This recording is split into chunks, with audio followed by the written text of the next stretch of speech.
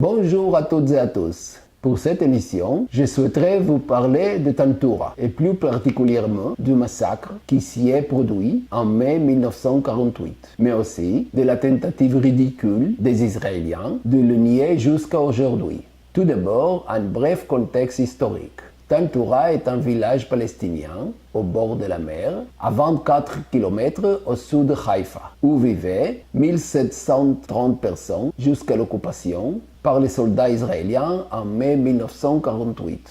L'occupation, l'expulsion et le massacre des Palestiniens par les Israéliens sont des fondamentaux de la Nakba.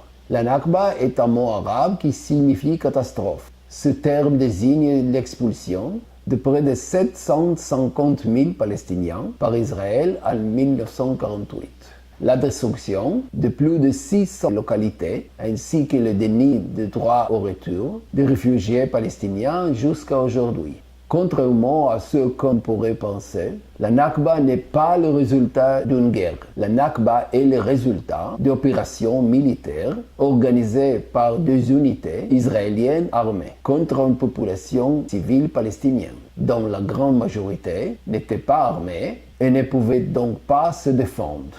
Il y a bien eu une guerre en 1948 entre l'armée israélienne et des unités arabes de Syrie, d'Égypte, de Jordanie, d'Irak et l'armée libération arabe, composée de volontaires sous le commandement de Fawzi al-Kaoukji. Israël a d'ailleurs perdu certaines de ses batailles, principalement à Jérusalem. 26 localités juives ont été détruites, par exemple dans la région de Gush Etzion. La Nakba est aussi l'aboutissement de l'entreprise coloniale sioniste, car pour empêcher le retour des Palestiniens expulsés, Israël a installé des Juifs dans des milliers de propriétés. Il est important de rappeler que la Nakba est une entreprise d'expulsion, de dépossession, de nettoyage ethnique, mais pas de génocide. Israël n'a pas essayé d'éliminer la population palestinienne parce qu'ils étaient palestiniens. Israël a voulu vider la Palestine historique de sa population pour l'occuper. Israël a voulu dépalestiniser la Palestine. Mais alors, pourquoi le massacre de Tantoura a eu lieu? Avant d'aborder ce sujet, il me semble important de définir le concept de massacre. Massacrer, c'est tuer des personnes sans défense. Il peut s'agir de civils non combattants, y compris des femmes et des enfants, mais aussi des soldats capturés. Le massacre de Tantoura n'a pas été le seul commis par les Israéliens contre les Palestiniens. Il existe actuellement des informations sur des dizaines de massacres qui ont lieu entre 1947 et 1949. Il est important de noter ici qu'il y a eu aussi des massacres commis par des Palestiniens contre des Israéliens à cette époque. Certains d'entre eux étaient aussi des civils non armés. Mais ces massacres, c'est une composante de la résistance à la colonisation de la Palestine. Alors, s'il n'y avait aucun objectif d'éliminer la population palestinienne, pourquoi les Israéliens ont-ils tué tant de Palestiniens, souvent de sang-froid? Eh bien, ces meurtres ont eu lieu pour plusieurs raisons. La première était d'apurer la population pour la faire fuir. Certains de ces meurtres ont poussé le reste de la population à fuir pour sauver leur vie. Les meurtres étaient parfois une vengeance pour le meurtre des Juifs. Des civils ont également été tués à l'intérieur de maisons que les soldats faisaient exploser. C'était une tactique brutale pour conquérir des villages. Parfois, le meurtre de Palestiniens était également dû à de la cruauté pure. À Tantoura, la principale raison du massacre était la vengeance pour le meurtre des soldats israéliens et la cruauté. Elle se déroule principalement juste après l'occupation du village, le 22 mai 1948. À cette époque, Israël était déjà plongé dans la guerre contre les armées arabes sur d'autres fronts. Et la défense de quelques combattants de Tantoura n'a pas duré longtemps. Les villageois ont d'abord été chassés vers les villages voisins de Fouridis et plus tard vers la Cisjordanie. Le professeur Hillel Cohen explique que cette expulsion est assez documentée en termes de photos, car Israël a essayé de la présenter comme un geste humanitaire qu'il faisait envers les réfugiés. L'encyclopédie d'Israël en images bat même de records de cynisme en définissant cette déportation de regroupement familial. Le massacre de Tantoura a été décrit en arabe dès les années 50. Haj Muhammad Nimer el-Khatib, dans son livre Les conséquences de la Nakba, fournit des preuves du massacre de Tantoura et même du viol d'une Palestinienne par un soldat israélien. En 1998, un natif du village, Yahya Mahmoud al-Yahya, a publié un livre contenant également des preuves du massacre. Les informations présentées dans ce livre n'ont pourtant aucune résonance en Israël. Peu de temps après, Teddy Katz, un étudiant juif israélien, soumet sa thèse de master à l'université de Haïfa et obtient une note très élevée. Il a interrogé plus de centaines de témoins, juifs et arabes, et il a conclu qu'un massacre avait bien eu lieu dans le village. Personne n'aurait connu son travail si le journal Ma'ariv n'avait pas publié un article à ce sujet 2 ans plus tard. Dans son sillage, un scandale public éclate et les soldats israéliens, accusés de massacre, décident de poursuivre Katz en justice. Sous pression et effrayé, il a signé des excuses qu'il a essayé de faire annuler par la suite, mais cela n'a jamais été autorisé par la juge en charge de l'affaire. Alors, si cette histoire était connue depuis longtemps, pourquoi en parler maintenant? En juillet 2022, un nouveau documentaire israélien révèle des témoignages inédits et passionnants. Ce réalisateur, Alon Schwartz, reprend les bandes d'enregistrement des interviews menées par Teddy Katz et les fait écouter aux combattants qui ont participé à l'occupation du village en 1948. Attention, ce qui va suivre relate des faits et des descriptions difficiles. Amitzur Cohen avoue ouvertement et pour la première fois ce qu'il a commis. Il déclare qu'il n'en a même jamais parlé à sa femme. לא דיברתי עם אף אחד על זה. אף אחד. ועם אשתך להגיד שחיית איתה הרבה מאוד שנים, אני מניח. לא דיברת? אף פעם לא סיפרתי לה. מה, אני אספר לה שאני הייתי רוצח? 3-4 חודשים הראשונים הייתי רוצח. אני לא לקחתי שבויים.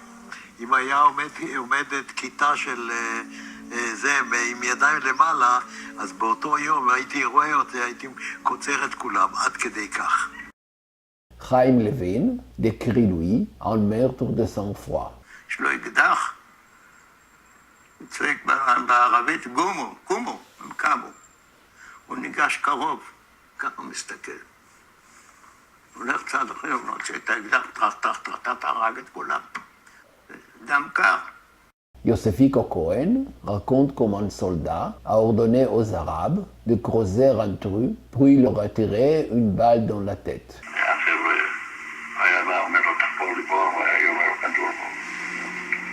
Plusieurs combattants parlent de Moshiko Barbalat qui aurait violé une femme. שם בטנטורה הוא עשה משהו אחר. הוא תפס אישה, חתיכה צעירה, נכנס לבית אחד, הכין חדר מיטות, מיטה, ברתה לזיין אותה. ואז תפסו אותו, קיבל מכות וגירשו אותו. Il raconte aussi qu'il a jeté une grenade dans une maison et tué des gens. משה ברבלת שמו, שלמדנו יחד בבית ספר עממי בבני ברק, לקח רימון וזרק בתוך החדר, והרבה מאוד מהערבים נפצעו וחלק נהרג. Il raconte qu'ils ont brûlé des Arabes avec des torches. היו חבר'ה שלקחו את הלוויורים ורדפו אחרי חבר'ה ושרפו אותם. זה היה משהו זוועתי. Henio Bar Moshe mentionne un autre soldat qui a tué des gens dans un tonneau.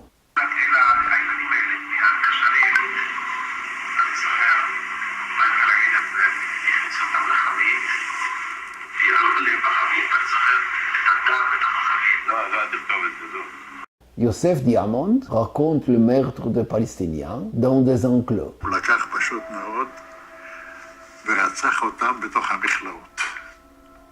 בתוך המכלאות, הם היו במכלאות. זה יודע, חוטי ברזל כאלה, עגולים כאלה, אספו כל הגברים. הם יושבים שם כולם על הרצפה, ובא מישהו ולוקח תת מקלע ומתחיל זה, מחליף מחסנית.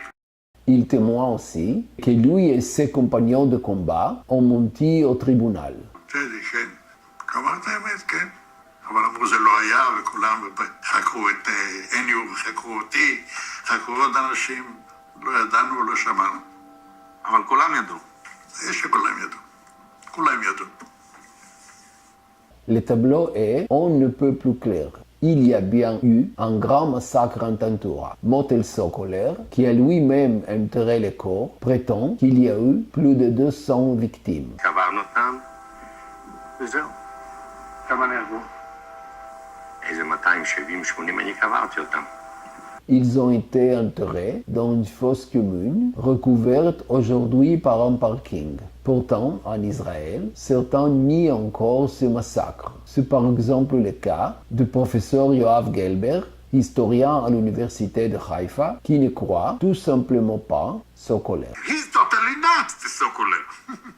Il rejette la méthodologie de l'histoire orale. I don't believe witnesses. Which is good for folklore, but not for history. Dans le film, la juge du procès de Teddy Katz, Dvorah Felfel, écoute les enregistrements et ne peut nier qu'il y a bien eu un massacre. זה לא שמעתי. אם זה נכון, אז זה חבל. תשמע, לדעתי, אם היו לו דברים כאלה, היה צריך ללכת עד הסוף. Depuis sa sortie, le film a relancé le débat en Israël.